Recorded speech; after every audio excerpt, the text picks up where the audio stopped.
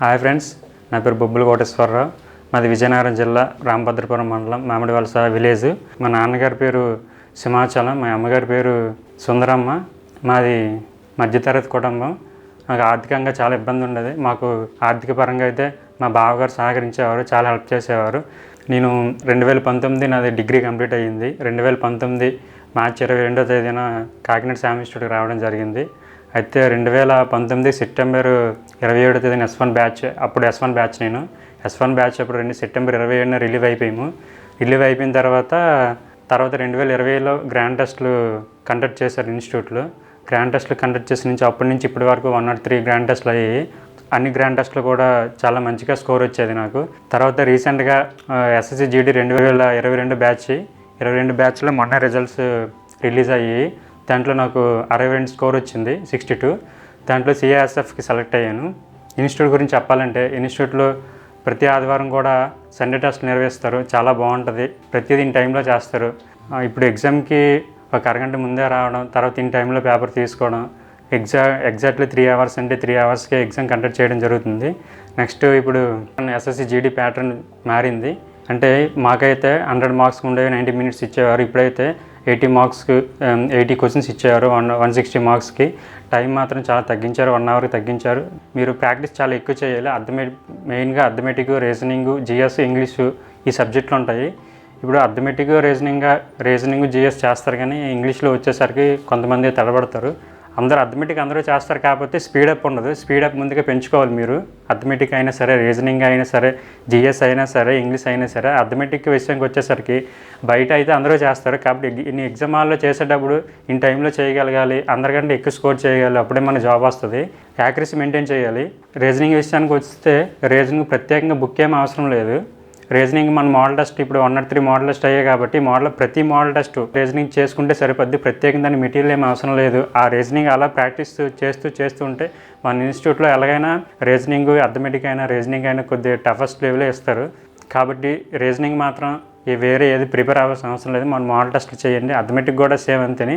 ఇక GS విషయానికి వస్తే GS మాత్రం కొద్దిగా హెవీ సిలబస్, చాలా ఎక్కువ GS.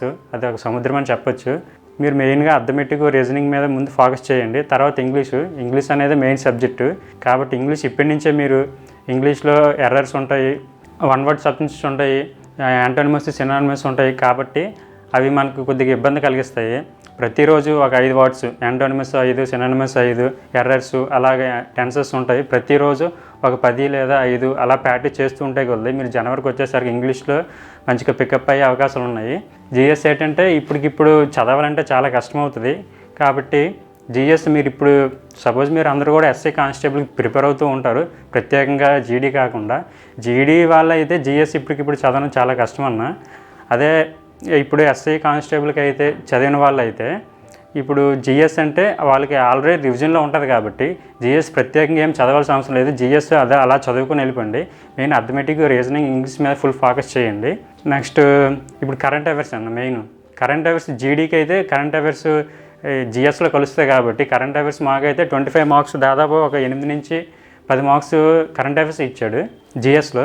ఇప్పుడు మీరు GSకి అయితే ఇప్పుడు current affairs 1 year current affairs చూడాలి. ఏది ఇస్తాడో తెలియదు, చెప్పలేము. సపోజ్ ఇప్పుడు SSC GDకి మీరు ప్రిపేర్ అవుతున్నారు అనుకో, ముందు SSC GDలో సిలబస్ ఏంటి, ఎక్కడి నుంచి ఏ క్వశ్చన్ ఇస్తున్నారు, అర్థమెటిక్లో ఎన్ని క్వశ్చన్లు ఇస్తున్నారు, రీజనింగ్లో ఎన్ని ఇస్తున్నారు, GSలో ఎన్ని ఇస్తున్నారు, ఇంగ్లీష్లో ఎన్ని ఇస్తున్నారు, ఏ విభాగం నుంచి ఇస్తున్నారు, ప్రతి ఒక్కటి తెలుసుకోవాలన్నా ముందు సిలబస్ మాత్రం ప్రత్యేకంగా సిలబస్ పైన దృష్టి పెట్టండి. తర్వాత ప్రిపరేషన్ కొనసాగించండి. ఇంకా గ్రౌండ్ విషయానికి వచ్చినట్లయితే నిన్న మాకు SSC GD ఫిబ్రవరిలో ఎగ్జామ్ అయింది. ఫిబ్రవరి తర్వాత గ్రౌండ్ మే నెలలో గ్రౌండ్ డేట్స్ ఇచ్చారు. గ్రౌండ్ డేట్స్ ఇచ్చిన ఫిబ్రవరిలో రిజల్ట్స్ వచ్చినప్పటి నుంచి నేను స్టార్ట్ చేశాను. దాదాపు ఫిబ్రవరి, మార్చి, ఏప్రిల్, మే, తర్వాత 4 మంత్స్ ఇలా గ్యాప్ ఉంది.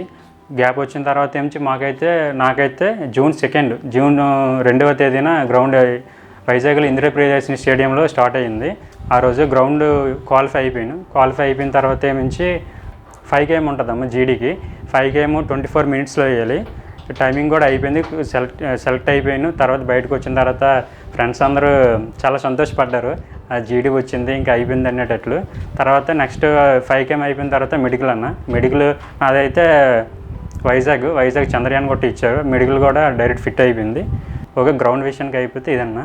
అయితే నేను, మా తమ్ముడు, మా అమ్మ, మా నాన్న, మా కుటుంబంలోని మా నాన్న, మా అమ్మ అయితే మా కోసం చాలా కష్టపడతారు.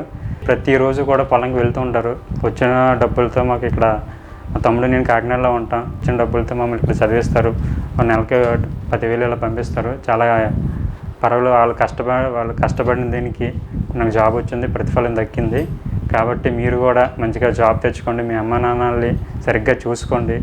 నెక్స్ట్ మీరు ఎస్ఎస్సి జీడీకి అయినా, ఎస్ఐ కానిస్టేబుల్కి అయినా, తెలంగాణ ఏపీ అయినా ఎస్ఐ కానిస్టేబుల్ ప్రిపేర్ అయ్యే వాళ్ళకి ఒకటి చెప్పగలను, మీరు టైంని మాత్రం సరిగ్గా వినియోగించుకోండి. ప్రతి నిమిషం కాంపిటేటివ్లో ప్రతి నిమిషం కూడా ఇంపార్టెంట్. ఆ విషయం మీకు కూడా తెలుసు. ఫ్రెండ్స్ని చాలా తక్కువ, ఎంత తక్కువ మంది ఉంటే అంత మంచిది. చెడు వ్యసనాలకు అసలే దూరంగా ఉండండి. టైం చాలా సక్రమంగా వినియోగించుకోండి. టైం ఎంత బాగా వినియోగించుకుంటామో రిజల్ట్ వచ్చిన తర్వాత మీకు అర్థమవుతుంది. అందరూ బాగా చదవండి. ఇంకా ఇన్స్టిట్యూట్ గురించి అయితే ప్రతిరోజు ఇక్కడ ఇన్స్టిట్యూట్లో, కాకినాడ శామ్ ఇన్స్టిట్యూట్లో ప్రతి ఆదివారం కూడా సండే మోడల్ టెస్టులు జరుగుతాయండి. ఎస్ఐ కానిస్టేబుల్కి 10 గంటలకి ఎగ్జామ్ స్టార్ట్ అవుతుంది, 1 గంటకి ఎండ్ అయిపోద్ది. అయితే ప్రతి ఒక్కరు కూడా 9:30కే ఉండాలండి ఇన్స్టిట్యూట్లో. నాకు నచ్చిన మొదటి పాయింట్ ఏంటంటే time. Sam sir main time follow అవుతారు. అది ఇక్కడ స్టాఫ్ కూడా ముందు టైం చాలా ప్రయారిటీ ఇస్తారండి. ఇవ్వాలి కూడా ఉన్న టైంకి. మనం టైంకి అంత ప్రయారిటీ ఇచ్చినట్లయితే తర్వాత మనకి అంత సక్సెస్ వస్తుంది. కాబట్టి ఇన్స్టిట్యూట్లో ప్రతి ఒక్కరు టైంకి పేపర్లు డిస్ట్రిబ్యూట్ చేయడం కానీ, ఓఎంఆర్ షీట్లు ఇవ్వడం కానీ, 10 గంటల ఎగ్జామ్ అయితే 9:30కి అందరూ రావాలండి. ఒక్క నిమిషం లేట్ అయినా సరే అలౌ చేయరు. అంత స్ట్రిక్ట్గా జరుగుతాయి ఎగ్జామ్స్ మాత్రం చాలా స్ట్రిక్ట్గా జరుగుతాయి. క్వశ్చన్ ఫ్రేమింగ్ కూడా ఇంకా ఉభయ తెలుగు రాష్ట్రాల్లో ఏ ఇన్స్టిట్యూట్లో కూడా క్వశ్చన్ ఫ్రేమింగ్ ఎంత గట్టిగా ఎవరు తయారు చేయరండి. ఎందుకంటే జిఎస్ అయితే ఇంచుమించు గ్రూప్ డే ఎలా ఉంటుందో సేమ్ యాజ్ ఇట్ ఈస్గా జిఎస్ ఎలా ఉంటుందో ఈ ఎస్ఐ జిఎస్ అంతే ఎక్కడ కూడా ఏ ఇన్స్టిట్యూట్లో కూడా చెప్పరు. జిఎస్ సేమ్ అక్కడ 1% కూడా తగ్గించుకుంటే 100కి 100% ఆ గ్రూప్ డి సిలబస్ ఎలా ఉంటుందో సేమ్ గ్రూప్ డి సిలబస్ ఇస్తారు. ఇంకా అథమెటిక్ రీజనింగ్ చెప్పక్కర్లేదు. అథమెటిక్ రీజనింగ్ మాత్రం చాలా బాగుంటుంది. చాలా అంటే చాలా బాగుంటుంది. ఇప్పుడు లేటెస్ట్గా బుక్ కూడా రిలీజ్ చేశారు, ఒకసారి చూడండి, బాగుంటుంది. ఈ పరిసరాల వాతావరణం కూడా చాలా బాగుంటుంది ఇన్స్టిట్యూట్లో. శామ్ సార్ కూడా టైం చాలా వాల్యూ ఇస్తారు. కాబట్టి మీరు కూడా టైం సక్రమంగా వినియోగించుకోండి. నాకు ఈ అవకాశం ఇచ్చిన శామ్ ఇన్స్టిట్యూట్కి, స్టాఫ్కి, శామ్ సార్కి చాలా ధన్యవాదాలు. Thank you Sam institute. Thank you Sam sir.